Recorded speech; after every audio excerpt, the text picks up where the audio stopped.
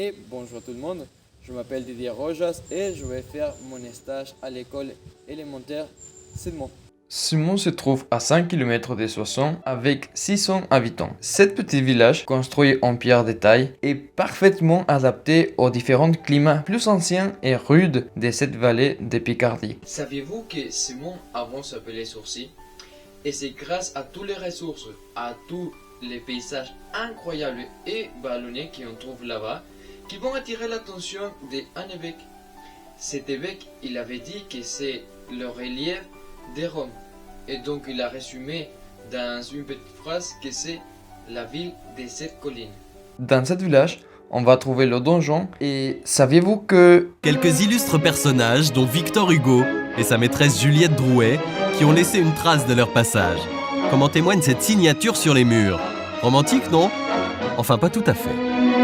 La mairie, une boulangerie, un restaurant gastronomique, un bar tabac, un arrêt de bus pour les élèves. Et puis, il y a l'école primaire de Simon où je vais faire mon stage qui a commencé le 18 novembre 2022 et qui se terminera le 19 mai 2023 avec une durée de 60 heures tous les vendredis de 13h45 à 16h45, donc avec 3 heures de stage. L'école fonctionne comme un regroupement avec deux sites. L'un est à Noyon et l'autre se trouve à Simon, chacun ayant son propre directeur. Dans notre école, nous avons Monsieur Goussin Johan, directeur et aussi enseignant de CM1 et CM2, et Madame Auguste Marie, enseignante des CE1 et CE2 et notre tutrice. Avant, les enseignants vivaient dans l'école avec leur cuisine, leur appartement, comme vous pouvez le voir au deuxième étage. Maintenant, ce sont des pièces vides. Dans l'école, nous trouvons 20 élèves des CE1, CE2 avec leur enseignante et 29 élèves des CM1 et CM2 avec leur enseignant. Notre stage se déroule avec les enfants de Madame Auguste Marie, c'est-à-dire avec les CE1 et CE2. Après avoir terminé l'école, ils seront dirigés vers les collèges de Belleux. Le projet de l'établissement est d'assurer la réussite de tous les élèves avec une adaptation et une différenciation des apprentissages pour chaque enfant avec un climat scolaire proche et bienveillant. Les installations que l'on peut trouver dans les locaux de l'école comprennent les stades qui malheureusement indiquent sur le papier mais pas dans la réalité, le city-stade, un terrain où se déroulera le cours de rugby et le parc de donjon. Le point négatif est qu'il ne dispose pas d'un gymnase ou d'une structure intérieure où ils peuvent faire des activités physiques à l'abri du froid. Mais ils ont beaucoup de matériel pour faire du sport. La mairie a un système appelé syndicat scolaire de rando qui s'occupe de tout ce qui est relatif à l'école, matériel, des travaux, toute la partie financière. Mais aussi, il gestionne la périscolaire, que c'est un temps de sous-garderie. Il s'occupe d'amener les enfants à la cantine et au bus. La cantine fonctionne à midi dans une structure à côté de la mairie avec une femme du périscolaire qui prend l'appel à midi dans la cour et les amène les élèves à la cantine puis à l'école. Le rythme de l'école, les élèves vont arriver à 8h55 jusqu'à midi 10. Ils vont reprendre à 13h55 jusqu'à 16h40.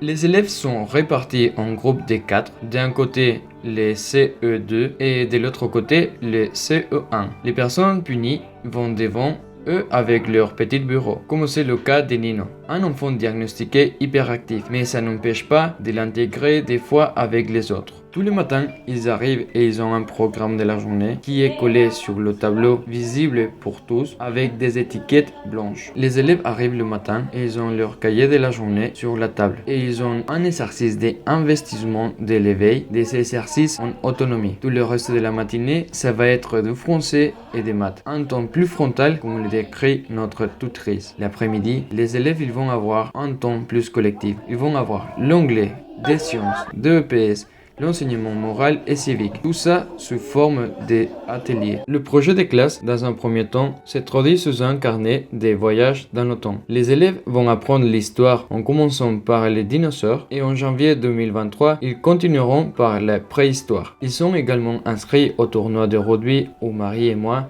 intervenants. Et enfin, la rencontre des chanteurs, où les élèves ont toute l'année pour préparer une chanson, apprendre et ensuite la présenter à des autres écoles qu'ils présenteront également. Les objectifs sportifs. Au début de l'année, ils ont eu le téléthon de sport où il y avait 9 ateliers différents. Chaque parent supervisait une activité. Il y avait aussi Ella, une activité à laquelle Marie et moi avons participé. Leur objectif était de courir pour récolter de l'argent pour envoyer à cette association, une association qui s'occupe des personnes ayant un handicap physique. Avec Marie, on va travailler dans le domaine 3, la formation de la personne et du citoyen. À l'aide des champs d'apprentissage numéro 4, conduire et maîtriser un affrontement collectif ou interindividuel avec le sport du rugby. Et au milieu de l'année, le champ d'apprentissage numéro 2, adapter ses déplacements à des environnements avec la course d'orientation. En conclusion, le socle commun, on peut le trouver sur le site du ministère de l'Éducation nationale afin que vous puissiez faire le bon choix pour l'enseignement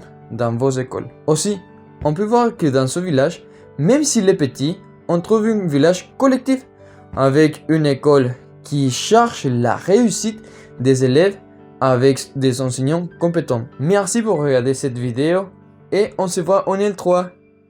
À la prochaine!